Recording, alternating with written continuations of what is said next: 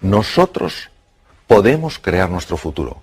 Tenemos que saber cómo, de qué manera sucede esto, cuál es el camino, cuál es la vía para aflorar ese potencial que las personas tenemos. Es básico entrenar la mente. La mente es algo de tal complejidad que es muy difícil definirla y mucho menos con 4 o 5 palabras. ¿Qué es entrenar la mente? Lo primero es entrenar la atención. No perdamos más el tiempo enfocándonos en lo que está mal. Vamos a enfocarnos en lo que podría estar bien. No en quién tiene la culpa, sino en qué podemos hacer nosotros juntos. Vamos a usar la imaginación no para generar angustia y preocupación. Ay, ¿cómo va a ser mi vida mañana y pasado? Sino generar posibilidades, algo que nos ilusione. Tenemos que ser capaces, además, de parar ese diálogo incesante que nos pone la cabeza a estallar, con desesperanza, con desánimo, con desilusión. Necesitamos entrenarnos en la reflexión. La palabra inteligencia viene de la raíz latina, interlegere, que quiere decir mirar dentro. Pero ¿qué pasa? Que cuando estamos hablando de entrenar la mente nos suena un poco extraño. ¿Cómo? ¿Es que una persona que quiera aprender un nuevo idioma no tiene que entrenarse? ¿Es que alguien que quiera aprender un nuevo deporte no tiene que entrenarse? Porque la mente no se va a entrenar. Necesitamos entrenarnos en fortaleza mental y en fortaleza emocional. Porque el mundo en el que estamos es un mundo complejo e incierto. Pero una cosa es la complejidad y la incertidumbre y otra es la desorientación. No podemos estar además desorientados. ¿Cómo nos orientamos? A través del entrenamiento mental. La creatividad es básica, todos lo sabemos. ¿Por qué es tan importante la creatividad? Porque es la que te permite aprovechar las posibilidades que la realidad te ofrece para crear un campo de juego que te abra nuevas oportunidades. ¿Pero qué nos pasa? Nos pasa que cuando pensamos en la creatividad pensamos que para ser creativo hay que haber pasado por la universidad, hay que tener 27 másters, etc. Eso no es verdad. La creatividad es consustancial con el ser humano, está en cada uno de nosotros. No hay un solo ser humano que no sea creativo. Lo que pasa es que muchos que sí creen que no son creativos. Y entonces no crean nada novedoso porque ellos no creen que en su interior hay ese potencial. La clave para la creatividad es la pasión. Tenemos que encontrar esa palanca emocional, ese motivo, esa ilusión que nos levante por la mañana con hambre de hacer algo nuevo, de encontrar la relación entre cosas que aparentemente no están relacionadas. Por eso el estado de ánimo es clave, que creamos en nosotros y en nuestro potencial. Hay que buscar los recursos emocionales. A ver, si somos honestos con nosotros mismos y empezamos a pensar con calado y con hondura, ¿por qué no hemos conseguido ciertas cosas en la vida? Nos daremos cuenta que la mayor parte de las veces no ha sido por falta de conocimientos o falta de erudición, sino porque nos ha faltado pasión, o nos ha faltado compromiso, o nos ha faltado determinación, o nos ha faltado autoconfianza. ¿Qué es buscar esos recursos emocionales? Es en ese abanico de colores, irte a tu pasado y decir, vamos a ver, ¿cuándo en mi vida he tenido realmente coraje? Y seguro que encuentras un momento en tu vida en el que hayas sido valiente y audaz. Tienes que traerlo ahora, tienes que recordar quién eres, porque se nos olvida la grandeza que hay en nuestro interior. Inventar el futuro. La forma en la que creamos nuevas realidades es absurda. Consultamos al pasado y le decimos, pasado, yo he podido hacer esto, y el pasado dice, no, pues entonces no podré. ¿Pero qué es eso? ¿Pero qué es eso? ¿Cómo va el pasado a determinar nuestro futuro? Es al revés, ¿cómo hay que hacerlo? Hay que crear esa idea que nos apasione, que nos ilusione, que tire de nosotros y a partir del futuro empezar a construir hacia el presente. Para llegar allí, ¿qué tengo que hacer primero? Pues tengo que hacer esto. Y para hacer esto, ¿qué tengo que hacer? Esto, pum, pum, pum. Es que es radicalmente distinto, pero lo hacemos al revés. Vamos del pasado al futuro. No, señor. El pasado no tiene por qué predecir tu futuro. Para nada. Está muy bien que te informe, por supuesto, pero que no te determine. Emociones aflictivas. ¿Qué es una emoción aflictiva? Una emoción aflictiva es aquella que no te da nada valioso. Por ejemplo, si yo me encuentro con un tigre, es lógico que sienta miedo, y es muy bueno que sienta miedo porque eso me da opciones de supervivencia. Pero si yo estoy en este estudio contigo, en un entorno agradable y acogedor, y tengo miedo, eso me paraliza, no me da nada. Estamos paralizados por la desesperanza, por la ira, por el miedo. No tiene ningún sentido. Es fundamental que empecemos a comprender un poco mejor cómo gestionar estas emociones aflictivas. Y para eso hay que entender que hay tres estructuras que, si me permites, las voy a enseñar. Una de ellas es la amígdala, viene del griego almendra, está situada aquí en los polos anteriores del lóbulo temporal. Otra es el hipotálamo, que está aquí, y otra es lo que se llama la sustancia gris periacueductal, que está justo aquí alrededor del acueducto de Silvio. ¿Por qué es importante conocer estas emociones aflictivas? Porque nosotros tenemos sobre todo tres grandes lastres que nos dificultan llegar a ese futuro ilusionante. Primero, la ignorancia. Si yo no soy consciente de mi talento y mi potencial, ¿cómo me voy a atrever? Número dos, la pereza. ¡Ay, la pereza! ¿Cuántas veces el camino correcto no es el camino fácil? Pero el tercero es el miedo, una de las emociones aflictivas más potentes. Entonces, ¿qué podemos hacer para gestionar el miedo? Yo, de todas las cosas que he visto en mi larga trayectoria como cirujano y en muchos temas en los que he estado metido, al final me doy cuenta de una cosa. El miedo, cuando te engancha, hay que gestionarlo por vía física, utilizando técnicas físicas.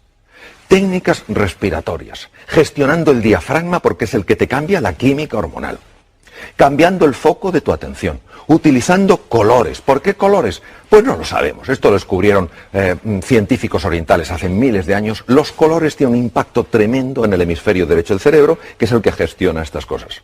Nosotros sabemos que al imaginar un color azul llevado a ciertas partes del cuerpo, sabemos que automáticamente empieza a cambiar esa emoción aflictiva. ¿Por qué? Bueno, porque cambia la química, las imágenes generan emociones, las emociones están asociadas a procesos químicos. Entonces, es fundamental que sepamos que el miedo se puede gestionar, por lo menos, para que no nos paralice cuando es una emoción aflictiva. Bueno, luego hay una cosa que es que creo que la tenemos que recuperar. Nos hemos pensado que los éxitos suceden solos. Se ha perdido la cultura del esfuerzo, la cultura del trabajo. A ver, yo a veces me quedo impresionado cuando dicen, aprenda usted inglés en 3 meses, mientras duerme y por supuesto sin esfuerzo. Pero ¿cómo se va a creer uno eso? Pero nos gusta tanto la fórmula, la receta mágica, lo quiero, es mío. Pues no funciona. Probablemente el inventor más prolífico que existió nunca, Thomas Alva Edison, dijo, el genio es 1% inspiración y 99% trabajo, transpiración, sudar. Entonces, ¿qué quiere decir? Esto es como una goma. Hay que dejar que se tense. Es el momento en el que nos cuesta las cosas y tenemos que seguir. No tiremos la toalla. Cuando aguantamos la tensión y estamos incómodos, y es normal que estemos incómodos, el cerebro automáticamente tiene que resolver ese dolor. Porque su misión es evitar el dolor. ¿Cómo lo resuelve? Abre la ventana de la inteligencia y la creatividad. Y por eso todos sabemos que cuando hemos aguantado de verdad, de repente, no sabemos cómo, hemos encontrado una ventana, un espacio. Anda, ¿cómo no lo había visto antes? Porque hay que esforzarse buscando y trabajando. Por eso la determinación, la persistencia, la paciencia son valores tan grandes. Entonces ahora no podemos decir, no, esto sucede solo. No es verdad. No es verdad. El ser humano necesita esforzarse por aquello que vale la pena en su vida. ¿La V de qué? De valores. A ver, creo, desde mi pequeña perspectiva, que necesitamos urgentemente recuperar los valores. Valores que no dependen de un credo, que no dependen de una cultura, que no dependen de una forma de pensar. Están implícitos en la naturaleza humana. ¿Qué es un valor? Un valor es todo aquello que a mí, como ser humano, me perfecciona. Si la generosidad me perfecciona, eso es un valor. Si el coraje, la audacia me perfecciona, eso es un valor. Los valores son los que nos dan guía, referencia. En un mundo marcado por la complejidad y la incertidumbre, ya lo comenté antes, ¿qué es lo que nos da la orientación? ¿Cuál va a ser nuestro faro? Esos valores. Ojo con la sensación de impotencia. Yo la veo continuamente. No sé cuántos, no sé qué. Una cosa es el diagnóstico, y en medicina esto lo sabemos bien. A nosotros nos interesa hacer un diagnóstico correcto. A ver, si yo tengo una enfermedad seria y voy al médico, el médico me dice, no se preocupe, es un catarrillo. Yo digo, qué médico más simpático, pero no me ha ayudado a nada. Yo prefiero que me diga, mire, tiene usted una neumonía, es un diagnóstico más duro que un catarro, pero porque hacemos el diagnóstico correcto le podemos curar. Bien, el diagnóstico actual es un diagnóstico serio. La situación actual del mundo es seria y es compleja. No lo podemos negar, no podemos ser como la avestruz, aunque eso no lo hacen las avestruces, lo de hacer un agujero, no hay una avestruz así de tonta en toda África, vamos, que meta la cabeza bajo tierra, ni de broma. Pero claro, de acuerdo, tenemos un diagnóstico. Luego hay un pronóstico. ¿Qué es el pronóstico? El pronóstico es lo que los expertos dicen sobre eso. El médico te puede decir como experto, tiene usted una neumonía, con el antibiótico adecuado, los antibióticos adecuados, pues en una semana usted se cura. Eso es el pronóstico. Y otra cosa es el veredicto. El veredicto no lo puede dar nadie. ¿Por qué?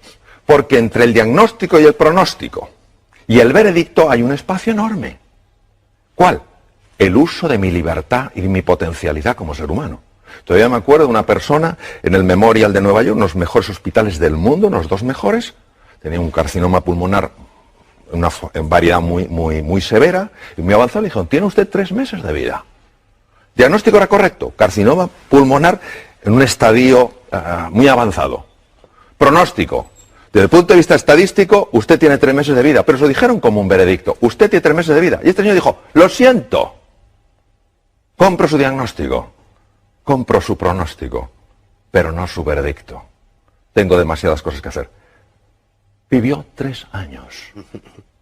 Entonces, esto no es sencillamente un caso extraño. ¿Qué es lo que nos perdemos? Nos perdemos lo que puede emerger del ser humano cuando ese ser humano dice, ahora me toca a mí. Esta es la historia de Sísifo, condenado por Zeus, un dios más bien poco piadoso, a subir una piedra, y cuando la había llevado a lo alto de la colina, la propia piedra bajaba y él volvía a hacerlo. Esto lo estoy viendo continuamente, la sensación de desesperanza. Haga lo que haga, para nada sirve. ¡Claro que sirve! ¿Cómo no va a servir? De hecho, es lo único que sirve. Pero si tú crees que no sirve, dejarás de esforzarte como te puedes esforzar. Y entonces se cae en la desesperanza. Este es el drama de hoy. El drama de hoy no es ya la dificultad que hay, que es real, sino nuestra sensación de impotencia que le está acompañando. Uno se pregunta, ¿por qué tuvo tanto impacto esta película durante la Segunda Guerra Mundial? Porque habla de las creencias. Son 3 personajes que van con Dorothy, cada uno se ve limitado por algo. Y hay un mago que se supone que es un ser enorme, con unas voces tremendas, y al final se dan cuenta que es un hombre con una megafonía. Es chiquitín, y tiene una megafonía. Así son nuestras creencias limitantes, esos programas que tenemos metidos. No puedes, no llegarás, no serás capaz. Pero si esos son puras entelequias. Lo que pasa es que las vivimos como reales. El oráculo de Delfos. Un griego está consultando al oráculo de Delfos. Es importantísimo que sepamos que nosotros podemos escuchar 2 tipos de voces. La primera voz es la de la jaula de grillos. No puedes, no eres capaz, no hay salida, tú ni siquiera lo mereces. A esa no hay que escucharla. Y hay otra que es el maestro interior, que te dice confía en ti, cree en ti.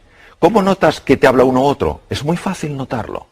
Cuando te habla el maestro interior, notas paz y serenidad. Cuando te habla la otra persona, la otra voz, lo que notas es crispación, tensión y desánimo. Es fundamental que prestemos atención a la voz que nos ayuda, no a la que nos anula.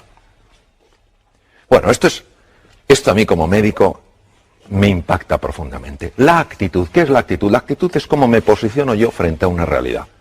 Está más que demostrado médicamente que la actitud de una persona frente a una enfermedad afecta a todos estos niveles. Los linfocitos, ¿qué son linfocitos? Células que atacan bacterias, virus, tumores. Células fagocíticas, los fagocitos, lo mismo, los engloban de otra manera. Macrófagos, son el servicio de limpieza del organismo. Se ingieren, destruyen todos esos detritus para que no se infecten. Anticuerpos, fibroblastos, generadores de la cicatriz. Todo esto es afectado por la actitud. Y uno dirá, ¿pero cómo es posible? Porque la actitud afecta mis emociones. Mis emociones son procesos químicos. Y todas estas células que vemos en la pantalla tienen receptores para esas moléculas. Claro, no es lo mismo que a un linfocito que tiene que pelear con una bacteria se le pegue la molécula del entusiasmo que la del desánimo. Porque imagínate un linfocito acercándose a una bacteria con la molécula del desánimo y el propio linfocito, claro, en el lenguaje linfocítico, diciendo, oh, yo con esta bacteria no tengo nada que hacer, yo me voy. Pero es que es así, es decir, lo digo en un plan un poco desenfadado, pero es que es así. Es que se ha demostrado que estas células reaccionan de manera radicalmente diferente según las moléculas de la emoción que se ajusten. Nelson Mandela, se puede aprender tanto de este hombre, que podía haber odiado tanto a sus carceleros. Tanto, tenía tantas razones. Y lo único que le importó es la reconciliación. Y él decía que la última libertad, la que nunca, es tu libertad interior, tu libertad creativa. Claro que la libertad para moverte, esa te la pueden quitar. De hecho, él estuvo encarcelado 27 años en Robben Island. Pero tu libertad interior, ¿cómo quieres tú posicionarte frente a algo? Él eligió posicionarse no desde el odio, sino desde la voluntad de la reconciliación. Porque él sabía que no era el único prisionero, sabía que sus propios carceleros eran prisioneros de su propio odio. Vaya mensaje. Hombre o máquina, no podemos estar esclavizados por programas mentales. Por programas mentales que nos alteran. No somos criaturas que solo reaccionemos, que nos pinchan y quitamos el brazo, que nos queman y quitamos el otro brazo. Hemos de recuperar nuestra libertad interior y decir, de acuerdo, esta situación es dura, esta situación es compleja, no me gusta. Yo, si hubiera podido, no la hubiera elegido, pero me ha tocado.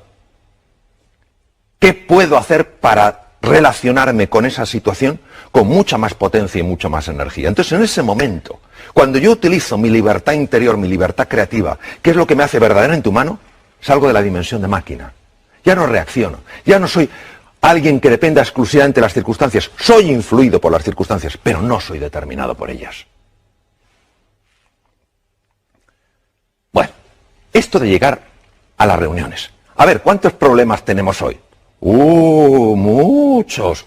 Pero si la energía para resolver problemas, esa es una energía que nos debilita. Lo que hay que decir es, señores, ¿qué desafíos tenemos hoy sobre la mesa? Se ha visto, cambiando palabras, problemas por desafíos, cómo la sangre cambia, porque cambian las hormonas, cambian las moléculas de las emociones. Entonces, vamos a dejar de hablar tanto de lo que está mal y vamos a hablar un poquito más de qué está pidiendo de nosotros la vida. Pues la vida lo que está pidiendo es que demos la talla que por naturaleza tenemos. Voy a terminar con 3 animales. Los 3 para mí tienen un mensaje. Adoro la naturaleza. Adoro la naturaleza. El águila tiene visión. Visión de alcance. No nos podemos quedar con la superficie, hay que ir más allá. No podemos tener una visión superficial, tenemos que ir con más profundidad. No podemos tener una visión estrecha, tenemos que ver una visión más ancha. Es un mundo ya todo conectado.